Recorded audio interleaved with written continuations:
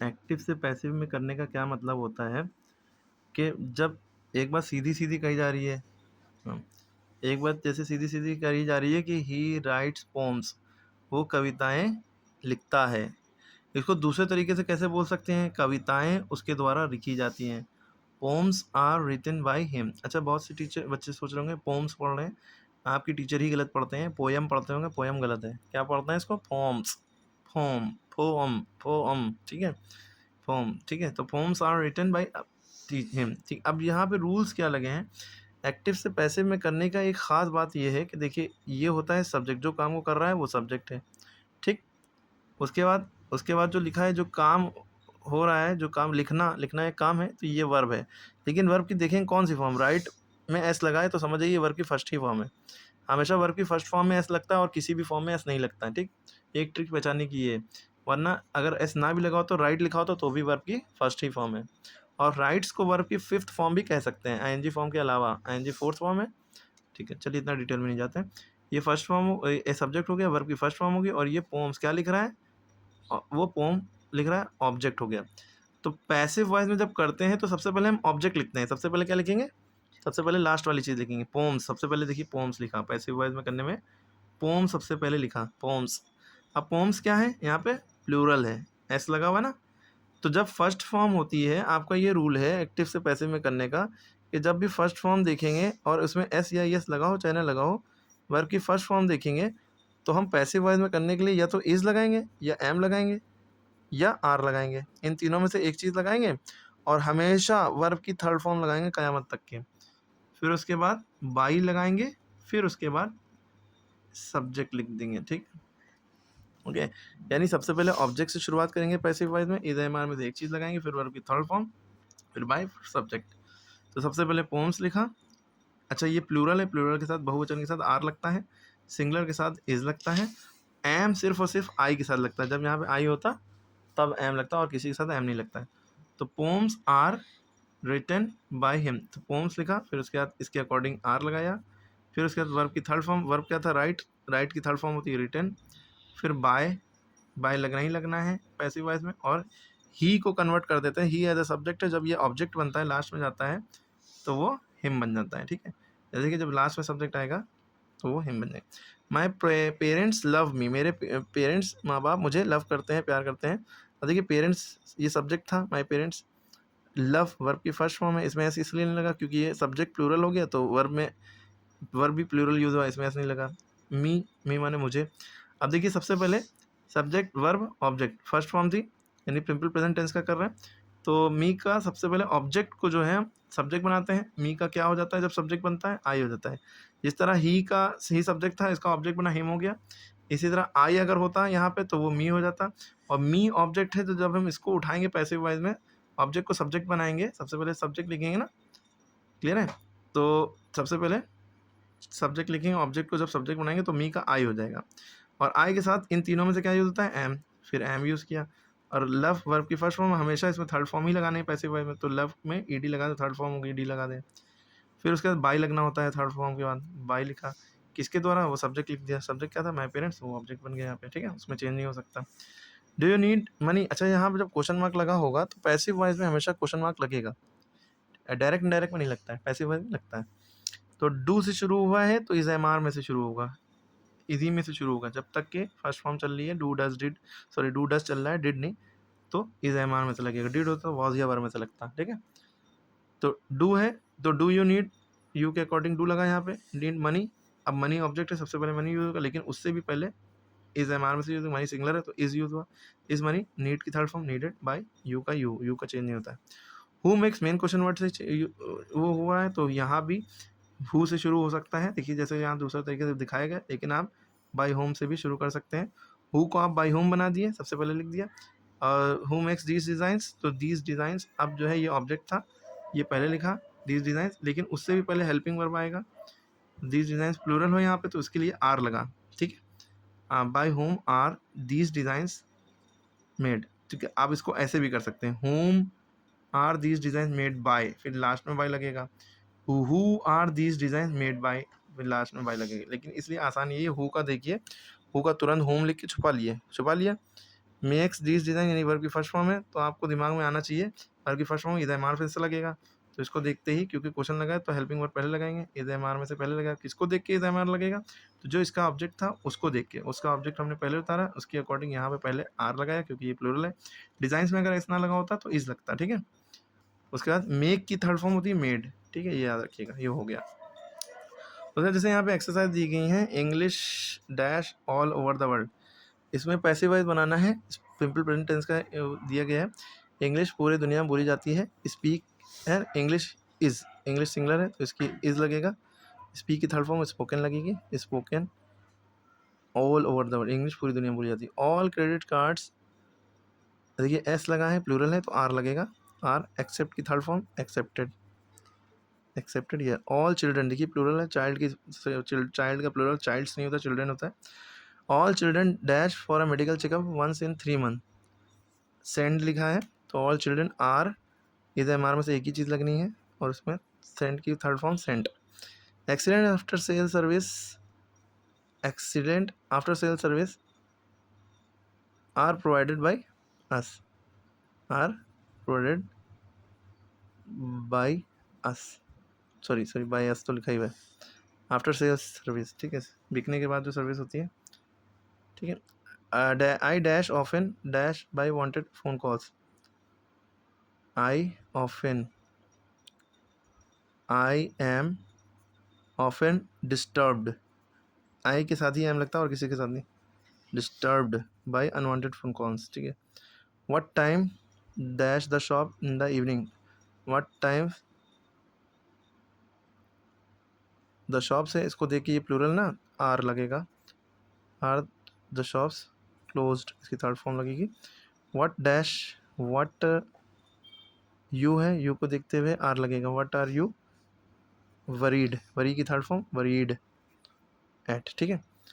Who dash the accounts by check, who the accounts is लगा, who are the accounts checked by, किसके द्वारा account checked हो किए जाते हैं, ठीक है। इसकी एक्सरसाइज है, वी एक्सपेक्ट गुड न्यूज़, तो वी सब्जेक्ट है, ये वर्ब की फर्स्ट फॉर्म है, गुड न्यूज़ ऑब्जेक्ट है। सबसे पहले गुड न्यूज़ लिखेंगे, गुड न्यूज़। अब न्यूज़ में ऐसा लगा, ये ना सोचिए कि प्लूरल है, गुड न्यूज़ अपने आप में एक न्यूज़ एक सिंगलर वर्ड है, जैसे फिजिक्स मैथमेटिक्स एस लगा होता है लेकिन सिंगलर है। लेकिन सीजर्स जैसे कैची है उसमें एस लगा होता है, वो प्लूरल माने जाते हैं क्योंकि 2 पेयर होते हैं। गॉगल्स, स्पेक्टिकल्स, इसमें एस लगा होता है जिसमें 2 पेयर होते हैं, वो प्लूरल माने जाते हैं, ठीक है। तो गुड न्यूज़ सिंगलर है, गुड न्यूज़ इसलिए इज़ लगेगा, प्लूरल होता तो आर लगता, तो गुड न्यूज़ इज़। एक्सपेक्ट की third form expected by, we का हो जाता है us. A gardener trims these plant regularly, ये अ गार्डनर सब्जेक्ट हो गया, ट्रिम्स वर्ब हो गया, दीज प्लांट्स ऑब्जेक्ट हो गया, दीज प्लांट्स, इसकी शुरुआत हो गई दीज प्लांट्स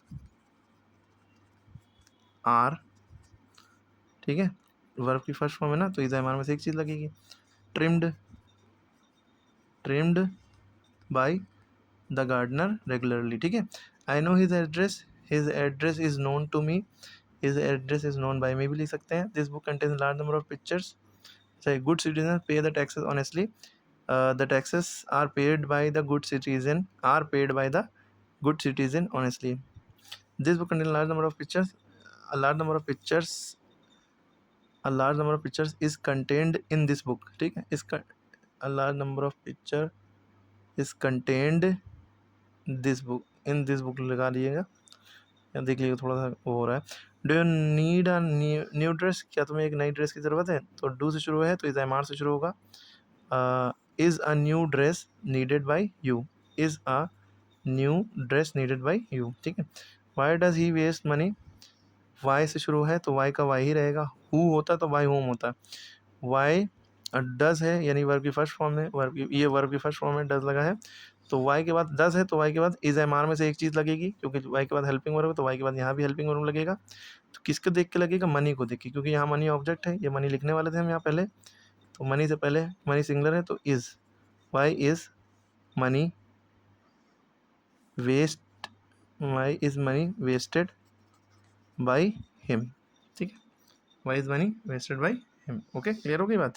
अब सिंपल पास्ट की बात हो रही है, वेरी ओल्ड फ्रेंड हेल्ड मी, अब देखिए सेकेंड फॉर्म होगी तो मी का आई सबसे पहले, तो इसमें वर्ब की सेकंड फॉर्म में बस वॉज वर लगता है। फर्स्ट फॉर्म में इज एम आर लग रहा था, इसमें सेकंड फॉर्म में वॉज ये वर लगता है। I was helped by a very old friend. Okay, समझ में आई बात? I was helped by a very old friend. Did he violate any traffic rules, तो डिड से शुरू होगा, डू डैट से शुरू होता है तो इज एम आर करते हैं, डिड से शुरू होगा तो वॉज या वर। अब वर्क लगे कि वॉज किस पे डिपेंड करता है, एनी ट्रैफिक रूल्स ऑब्जेक्ट है, इसको सबसे पहले लिखेंगे इसके अकॉर्डिंग। ये रूल्स में एस लगा ना, तो इसलिए यहाँ पे वर लगा।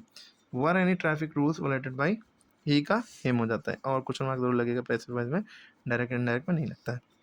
Where did you find this beautiful shell, अब देखिए वेयर से शुरू है तो वेरी से शुरू होना पड़ेगा। हेल्पिंग वर्ब तुरंत बाद है तो डिड का हेल्पिंग वर्ब वाज लगता है पैसिव वॉइस में, या वर लगता है। ये डिपेंड करता है कि ऑब्जेक्ट क्या है, कहाँ ये तुमने पाए ब्यूटीफुल शेल्स, तो beautiful shell, this beautiful shell ही हमारा ऑब्जेक्ट है, ये पहले लिखा जाएगा, इसको देखते हुए ये सिंगलर है तो इसलिए वॉज लगा। Where was this beautiful shell, find की थर्ड फॉर्म होती है फाउंड, बाई लगना ही लगना है, यू का यू ही हो जाएगा लास्ट में क्वेश्चन मार्क। ठीक है, इस एक्सरसाइज को ऐसे फिल करके दिखाइए, आंसर कमेंट में बताइए। अगर समझ में आया है, नहीं समझ में आया तो नहीं कर पाएंगे आप। उसके बाद अगला देखिए, change the active. We cheered our team enthusiastically, our team our, देखिए चीयर्स होता तो चेयर होता खाली, तो our cheer by us enthusiastically, यानी क्योंकि वर्क भी सेकंड फॉर्म है, our team were cheered by, our team were cheered by us enthusiastically. ठीक है, बच्चे हुए खुद से बताइए। एक चीज़ हम अपनी तरफ से बताना चाह रहे हैं, याला हु वॉन द मैच, बहुत अच्छा क्वेश्चन है, मैच कौन जीता। अगर हु विन द मैच होता तो by whom is the match won. Who won the match second form है, तो by whom was the match won. ठीक है, वॉन थर्ड फॉर्म भी है। ठीक है, बाय होम, वो हु की जगह by whom was the match won, by whom was the match won. अगर विन होता है यहाँ पे, who win the match, by whom is the match won, was की जगह इज हो जाता है। ठीक है, क्वेश्चन मार्क जरूर लगाते हैं, बाकी आप करिए। इसका देख लिए, याले में क्या करना है, फिर in the blank with passive form of the word. इससे पहले ये देख लिए एक्टिव फ्यूचर में क्या होता है, I will by the ticket in advance, will buy जब लिखा होगा विल बी बॉट हो जाएगा, बस याद रखिए, विल के और बाय की थर्ड फॉर्म लगेगी, उसके बीच में बॉट बी लग जाएगा। ठीक है, विल यू हेल्प में क्वेश्चन मार्क है, तो विल या शैल में से आई वी के साथ शैल लगता है, बाकी किसी के साथ शैल नहीं लगता, बाकी सबके साथ विल लगता है। तो विल से शुरू हो तो विल या शैल से ही शुरू होगा, बस इसको देखेंगे, मी ये ऑब्जेक्ट है, इसको सबसे पहले लिखेंगे, तो इसके लिए शैल लगता है। ठीक है, shall I be held by you. Okay, अब देखिए, the roads will be widen very soon, I am sure that this condition will be fulfilled, ED लग जाएगा, the lead role will be played by an. ठीक है, इस तरह से सारे कर लेंगे आप। इसका बताइए, we shall grow apples in this orchard, ये सब्जेक्ट है, शैल ग्रो वर्ब है, एप्पल्स ऑब्जेक्ट है, इन दिस ऑर्चर्ड ये आप जानते ही हैं कि एडवर्बियल फ्रेज हो सकता है। ठीक है, आप करेक्ट कर दिएगा, हमें ध्यान इधर है मेरा। We shall grow apples in this orchard, इन बगीचे में हम, ऑर्चर्ड में बगीचे में हम एप्पल उगाएंगे, तो apples will be grown in this orchard by us. Apple सबसे पहले ऑब्जेक्ट लिखा, एप्पल्स विल बी, विल का क्या होगा, वे शैल, यहाँ वी के साथ शैल लगा था, लेकिन एप्पल्स के साथ विल लगेगा, क्योंकि विल प्लूरल सिंगुलर सबके साथ लगता है, शैल आई और वी के साथ लगता है और किसी के साथ नहीं, वो भी उसका यूज बंद हो रहा है। Apples will be grown, grow की third form grown by, grown in the orchard by us, we का एस हो जाएगा। ठीक है, फिर से सुन के देखिएगा, टाइप करिएगा, इसी तरह सारे आप करिएगा।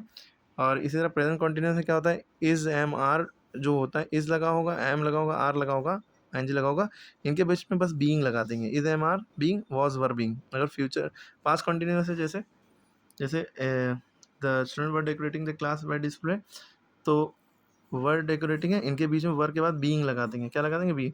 बस याद रखिए, ऑब्जेक्ट पहले आ जाएगा, subject plus the class display board, ये पूरा है सब ऑब्जेक्ट था, ये सब्जेक्ट बन गया, और ये द बाय द स्टूडेंट ये ऑब्जेक्ट था, बाय के बाद ऑब्जेक्ट आ गया, सॉरी सब्जेक्ट था वो ऑब्जेक्ट बन गया, word decorating word being decorated. Okay, ध्यान से देख लिया होगा तो समझ में आ जाएगा। ये सारी प्रैक्टिस के लिए हैं, करके बताइए, फिल करके आंसर बताइए, पॉज करके वीडियो, और ये वाला भी पॉज करके आंसर कमेंट में बताइए, सारे जो समझदार हैं वो कर रहे होंगे कॉपी पे, और ये वाले भी देख लीजिएगा। ठीक, someone is knocking at the door is being knocked at by someone लिखिए, बाय समबडी लिखिए, आगे चाहे ना लिखिए। Why are they bothering me, क्या है वो परेशान कर रहे हैं मुझको, वाई से शुरू है तो वाई से शुरू होगा। इज एम आर तुरंत हेल्पिंग वर्ब आएगा। इज एम आर है तो इज एम आर ही आएगा। डायरेक्ट से इनडायरेक्ट में करते हैं तो इज एम आर का वॉइस वर्ब हो जाता है, लेकिन एक्टिव से पैसिव में करते हैं इज एम आर का इज एम आर ही रहता है और बस इसके बाद बीइंग लग जाता है, बी आई एन जी, क्योंकि इसमें आई एन जी लगा है इसलिए बीइंग में आई एन जी लगा होता है, इससे याद रखिएगा। तो why are they bothering me, why, उसके बाद हेल्पिंग वर्ब लगाया। हेल्पिंग वर्ब किसको देख के लगाएंगे, जो मी का आई बनेगा, आई के साथ एम लगता है इसलिए, ठीक है, क्योंकि ऑब्जेक्ट टू सब्जेक्ट क्या, why am I being bothered by them, by they का देम भी लिख सकते हैं, बाय देम लिखिएगा, चाहे चाहे ना लिखिए कोई दिक्कत नहीं, लिख देंगे ज़्यादा अच्छा है। फिर इसके बाद इसको करिए, मेक की थर्ड फॉर्म मेड होती है। इसके बाद ऊपर एक्सरसाइज है, इसको भी करिए, समझदार लोग कर रहे हैं। अगर ये सारे एक्टिव पैसिव किसी ने कर लिया कॉपी, वो समझ लिया उसको पूरा एक्टिव पैसिव आ गए। जितने हम ये जो एग्जाम्पल दे रहे हैं, जिसने ट्राई कर लिया नहीं आया समझ में आया तो हमसे पूछ सकते हैं कमेंट में, ठीक है। अच्छा, फ्यूचर कंटिन्यूअस का बुक में लिखा होता है कि चेंज नहीं कर सकते, लेकिन हम बताते हैं चेंज कर सकते हैं।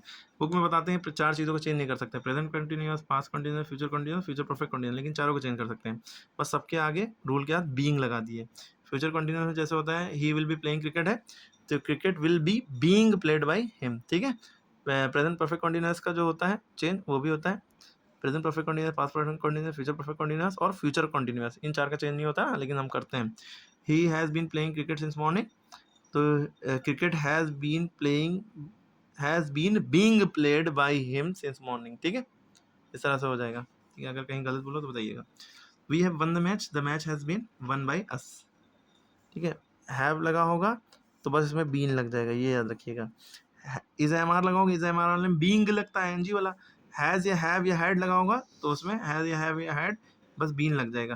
पहले ऑब्जेक्ट लिखेंगे, हैज़ या हैव बीन लगा, फिर वन थर्ड फॉर्म, बाकी वी का एस, ठीक है। क्लियरली आप इसको कर लेंगे खुद से ध्यान लगा के, सारी चीज़ें पॉज करके करिए। पास्ट में हैड लगा होता है, हैड बीन हो जाता है, ओके। इस तरह से ये सारे करिए और ये सारे पॉज करके कमेंट में आंसर बताते जाइए।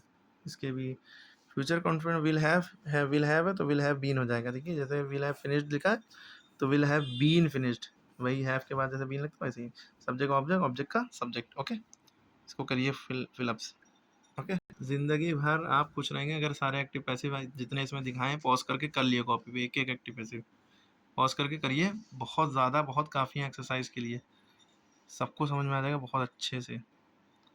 इससे ज़्यादा एक्टिव पैसिव प्रैक्टिस की ज़रूरत नहीं पड़ेगी, ठीक है। कमेंट में आंसर बताइए, जब पूछ लिएगा जो ना समझ में आए वो कमेंट में पूछ लिएगा, ये नहीं समझ में आ रहा इसका बता दी क्या होगा।